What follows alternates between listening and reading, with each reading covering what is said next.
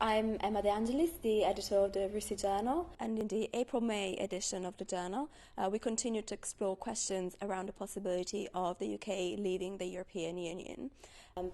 Edward Burt from the University of Portsmouth has written an article for us analysing what could potentially happen in the event of a Brexit for Northern Ireland. Edward, why did you decide to write this article, and what are the key points that you think people need to be aware of when thinking about Northern Ireland and Brexit? I decided to write my article for the RUSI journal because I thought that Northern Ireland had been relatively neglected within the overall British debate about leaving the EU. I felt that, unlike in the case of Scotland, where you have all the major parties clearly articulating their objection to the EU leaving the UK leaving the EU on the basis that it would be bad for Scotland's place in the world, the Scottish economy. In Northern Ireland, we had a very confused, I would say, incoherent discussion to some extent about the possible risk to Northern Ireland's security and Northern Ireland's economy. I think that the consequences would be very severe. I think that Northern Ireland as a region in the UK is almost uniquely exposed to the negative fallout from a Brexit. Firstly, it has a 300-mile land border, self-evidently, with the Republic of Ireland. In terms of trade, therefore, with European countries, it is exposed, I think, to a negative fallout. Also, in terms of things like the European arrest warrant, Northern Ireland, the police in Northern Ireland use this to a unique degree, given the ongoing terrorism problems that Northern Ireland faces and the need for strong European-wide cooperation, not least with the Republic of Ireland. There is nothing out there to replace the European arrest warrant. There is very little out there to replace Europol, Eurojust, which are again constantly used by the Department of Justice, the Police Service in Northern Ireland, and indeed by their counterparts in the Republic of Ireland. So all this cooperation, all economic security, all this investment is suddenly gone, and it needs to be filled very quickly by London. But again, the signs are not clear that London will do that.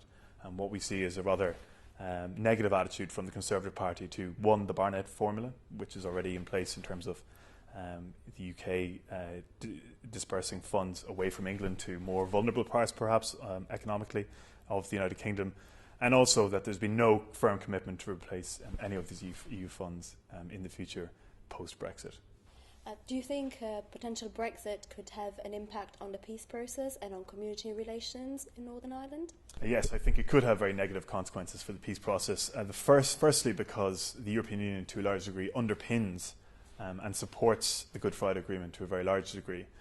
Nationalists in Northern Ireland who don't believe that they have a strong British identity, accept UK sovereignty of Northern Ireland to some degree because there is a very soft border between Northern Ireland and the rest of Ireland.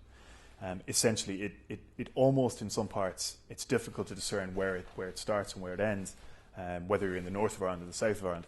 This is because of harmonisation of customs procedures, the harmonisation, obviously, in terms of free travel of people, also in terms of cross-border funding, which is very multi-billion euro funds for cross-border funds from the European Union that have been there since the Good Friday Agreement and will continue on if the UK remains part of the EU.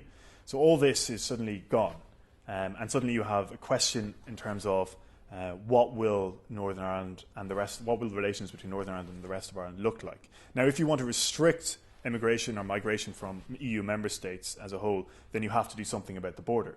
And I think the former Chancellor Nigel Lawson is very clear that it's necessary to implement a border between Northern Ireland and the rest of Ireland.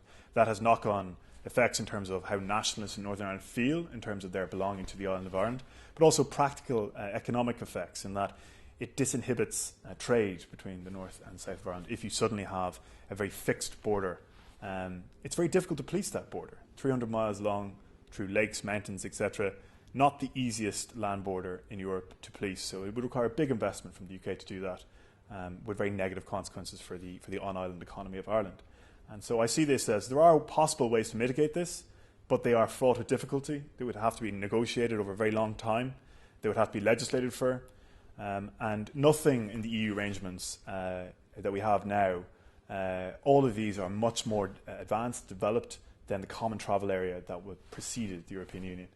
And so it would require a difficult period trying to replace these structures, a time in a very short timeline.